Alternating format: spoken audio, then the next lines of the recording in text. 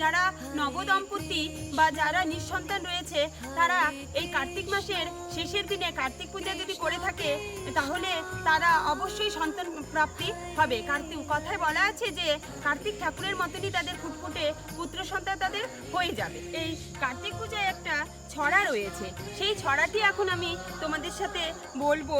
দেখো, মা মা মা দুয়ার খোলা, বাহির পানে চোখটি মেলো, আমি তোমার দামাল খোকা, দাঁড়িয়ে আছি একলা একা, হাতে আমার ক্ষীরের হাড়ি, বিলিয়ে দাও বাড়ি বাড়ি, পেরিয়ে এলাম আধার কালো, এবার উঠোন তোমার করব আলো, বাইরে ভীষণ শীতের নাচন, ঠান্ডা হাওয়ায় লাগছে কাঁপন, মাগো তুমি খোকন বলে নেও গো আমায় কোলে তুলে। আপনারা আমার এই বলা ছড়াটা নোট করেও নিতে পারেন।